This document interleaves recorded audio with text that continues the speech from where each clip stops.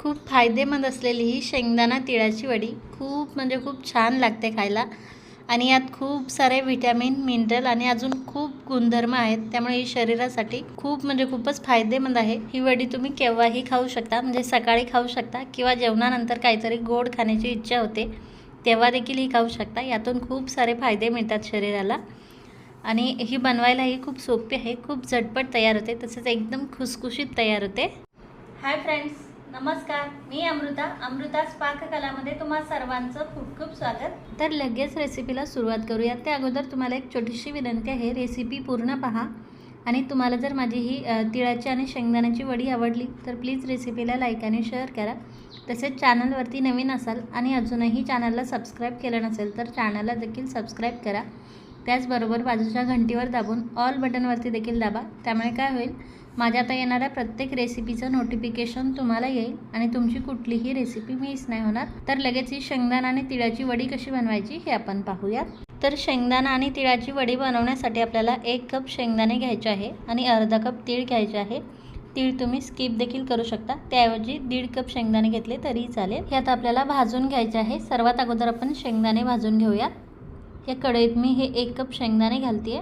शेंगदाणे आता आपल्याला एकदम लो फ्लेमवरती भाजून घ्यायचे आहे। ही स्टीलची कढई आहे, लवकर तापते, तर या शेंगदाण्याला असे काळे डाग पडत आहे, त्यामुळे शेंगदाणे मी दुसऱ्या कढईत ओतून घेते आणि आता हे शेंगदाणे आपल्याला एकदम लो फ्लेमवरती खमंग खरपूस भाजून घ्यायचे आहे।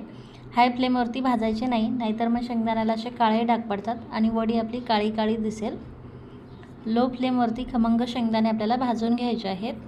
शेंगदाणे असे व्यवस्थित भाजायला सुरुवात झाली की असे फुटायला सुरुवात होते, तुम्ही पाहू शकाल। शेंगदाण्याचे असे साल निघायला लागले की आपल्याला गॅस बंद करायचा आहे आणि हे शेंगदाणे आता थंड करून घ्यायचे आहे आणि त्यानंतर याचे साल काढून घ्यायचे आहेत। साल तुम्ही एखाद्या कपड्यात घालून शेंगदाणे चोळून साल काढू शकता किंवा हाताने शेंगदाणे चोळून देखील साल काढून घेऊ शकता। शेंगदाणे मी काढून घेतलेले आहे। आता आपल्याला तीळ भाजून घ्यायचे आहे। तीळही आपल्याला एकदम लो फ्लेमवरती भाजायचे आहेत। तीळ आपल्याला जास्त वेळ भाजून घ्यायचे नाही आहे, नाहीतर मग तीळ असे कडवट कडवट लागतात थोडेसे। तीळ असे तडतड उडायला सुरुवात झाली की लगेच गॅस बंद करायचा आहे आणि हे तीळ आपल्याला खाली काढून घेऊन थंड करून घ्यायचे आहे। शेंगदाण्याचे मी साल काढून घेतलेले आहे, तसेच आपले तीळही थंड झालेले आहे। त्यात आपल्याला जाडसर वाटून घ्यायचे आहेत। मिक्सरच्या भांड्यात घालून असे एकदम जाडसर वाटायचे आहेत, बारीक करायचे नाही आहेत, एकदम पावडर। तुम्ही पाहू शकाल यात अख्खे तीळ आहेत आणि अर्धे देखील तीळ आहे। हे लगेच मी एका दुसऱ्या कढईत ओतून घेतलेले आहे। आता याच भांड्यात आपण शेंगदाणे देखील बारीक करून घेऊयात। शेंगदाणे आता आपल्याला एकदम जास्त जाड ठेवायचे नाही आहे आणि एकदम जास्त बारीक पावडर करायची नाही आहे। शेंगदाणे देखील आपल्याला मध्यम ठेवायचे आहे। त्यात थोडेसे शेंगदाण्याचे छोटे छोटे तुकडे आहेत, जवळून दाखवते मी तुम्हाला। हे देखील आपण कढईत काढून घेऊयात। बिलकुल मिक्सरच्या भांड्याला चिकटलेले नाही आहे, तुम्ही पाहू शकाल। आता लगेच ही कढई गॅसवरती ठेवलेली आहे मी आणि यात 2 चमचे साजूक तूप घालते। तुपात आपल्याला शेंगदाणा आणि तिळाच्या पावडरमध्ये व्यवस्थित मिक्स करून घ्यायचं आहे आणि गॅसची फ्लेम लो टू मीडियम ठेवायची आहे। याचा आपल्याला कलर वगैरे बिलकुल चेंज करायचा नाही आहे, फक्त एखादा मिनिटभर आपल्याला हे तुपात असं मिक्स करून थोडंसं भाजून घ्यायचं आहे। शेंगदाणा आणि तिळाची पावडर तुपात व्यवस्थित मिक्स झालेले आहे, तुम्ही पाहू शकाल। मग असे मोठे मोठे गोळे दिसत होते, त्या सर्व गोळे फुटून अशी सेपरेट पावडर झालेली आहे। छान दाणेदार दिसते पावडर आपली। आता लगेच गॅस बंद करायचा आहे आणि ही शेंगदाणा आणि तिळाची पावडर थोडीशी थंड झाली की आपल्याला यात अर्धा कप मिल्क पावडर घालायचं आहे। वजनी 40 ग्रॅम मिल्क पावडर घेतलेले आहे मी। हे सोसायटीवाले डेअरी व्हाईट मिल्क पावडर घेतलेले आहे, 20 ग्रॅमचे 2 पाऊच। हे मिल्क पावडर आता आपल्याला शेंगदाणा आणि तिळाच्या पावडरमध्ये व्यवस्थित मिक्स करून घ्यायचं आहे।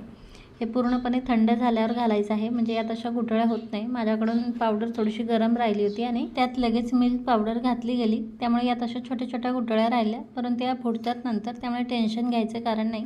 परंतु हे पूर्णपणे थंड झाल्याच्या नंतर तुम्ही यात मिल्क पावडर घाला। कढई आता मी खाली उतरवून घेतलेली आहे आणि लगेच दुसरी कढई गॅसवरती ठेवते। आता यात आपल्याला ज्या कपाने आपण शेंगदाणे घेतले त्याच कपाने 1 कप साखर घालायची आहे आणि अर्धा कप पाणी घालायचं आहे। आता सर्वात अगोदर आपल्याला गॅस चालू करायचा आहे आणि ही साखर विरघळून घ्यायची आहे। आपल्याला असा एकतारी पाक वगैरे करायची गरज नाही किंवा चाशणी वगैरे बनवायची देखील गरज नाही, फक्त साखर विरघळून घ्यायची आहे। त्यानंतर अर्धा ते 1 मिनिट हा पाक उकळवून घ्यायचा आहे। गॅसची फ्लेम लो टू मीडियम ठेवायची आहे। यात अजूनही थोडीशी साखर आहे, तुम्ही पाहू शकाल। साखर आपल्याला पूर्णपणे विरघळवून घ्यायची आहे आणि त्यानंतर अर्धा ते 1 मिनिट हा पाक उकळवून घ्यायचा आहे। साखर यातली पूर्णपणे विरघळलेली आहे, तुम्ही पाहू शकाल।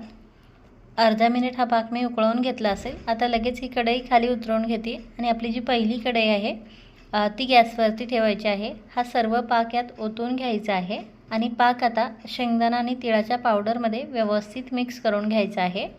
गॅसची फ्लेम एकदम मंद केलेली आहे मी। ही शेंगदाणा आणि तिळाची वडी बनवताना आपल्याला पाकाचं बिलकुल टेन्शन घ्यायचं नाही आहे। आता हे जे मिश्रण दिसते यापेक्षा तुमचं मिश्रण जर थोडंसं पातळ झालं तरीही बिलकुल घाबरायचं नाही। याला थोडा वेळ जास्त वेळ फक्त शिजून घ्यावं लागतं, आटवून घ्यावं लागतं, त्यामुळे बिलकुल टेन्शन घ्यायचं नाही आहे। आता पाक शेंगदाणा आणि तिळाच्या पावडरमध्ये व्यवस्थित मिक्स करून झाल्याच्या नंतर याची कन्सिस्टन्सी तुम्ही पाहू शकाल। हे आता आपल्याला घट्ट करून घ्यायचं आहे। 5-6 मिनिट आपल्याला लो टू मीडियम फ्लेमवरती याला शिजवून घ्यायचं आहे, आटवून घ्यायचं आहे। त्या अगोदर यात थोडीशी इलायची पावडर घालायची आहे। इलायची पावडरमुळे खूप छान टेस्ट येते आपल्या या मिठाईला, वडीला। आणि हे मिश्रण आता आपल्याला आटवून घ्यायचं आहे। परफेक्ट मिश्रण कसं ओळखायचं हे मी तुम्हाला पुढे सांगेलच। 7 ते 8 मिनिट शिजवून घेतल्याच्या नंतर हे मिश्रण या कन्सिस्टन्सीमध्ये आलेलं आहे। हे मिश्रण परफेक्ट झालं आहे की नाही हे आता आपण चेक करूयात। त्यासाठी थोडंसं मिश्रण मी एका प्लेटमध्ये काढून घेतलेलं आहे। हे प्लेटमधलं मिश्रण थंड करून घ्यायचं आहे।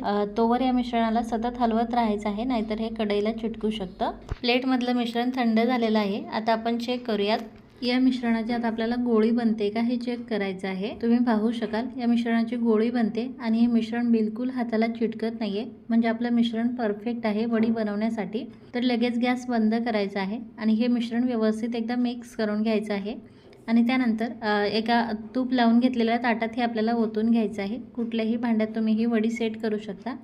त्या भांड्याला फक्त आपल्याला तूप लावून घ्यायचं आहे आणि आता हे मिश्रण आपल्याला व्यवस्थित असं पसरवून घ्यायचं आहे। हे तुम्ही असं स्पॅच्युलाच्या मदतीने पसरवून घेऊ शकता किंवा मग सपाट बुडाच्या वाटीला किंवा ग्लासला तूप लावून घेऊन त्यानंतर त्याने देखील हे मिश्रण असं पसरवून घेऊ शकता।